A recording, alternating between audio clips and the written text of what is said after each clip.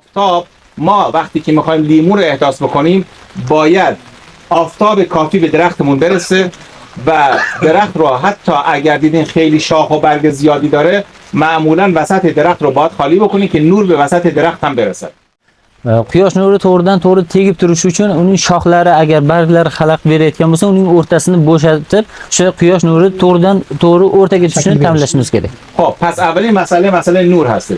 وقتی درخت لیمو رو میخوایم بکاریم، ردیف‌های لیمو رو میخوایم بکاریم، ردیف‌های لیمو باید به سمتی باشد که خورشید از اون قسمت طلوع میکند و نور خورشید در بین راهروها باشد.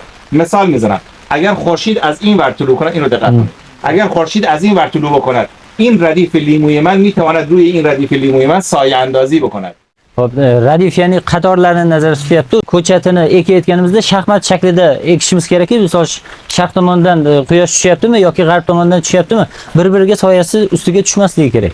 Hop, o'sha parnikning ichida, demak, yozda shundoq ham havo issiq bo'ladi. Nurni biz ko'proq ta'minlashimiz va ob-havoni muddatli saqlash uchun nima qilishimiz kerak? Parnikning ustini turli narsalarda qoplashimiz kerakki, chunki o'sha quyosh nurini imkon boricha kamaytirish kerak. Hop, demak, ko'pchilik o'zini o'sha quyosh nurini to'sish uchun sellofanni bo'yab qo'yishadi yoki ustiga loy surkab qo'yishadi.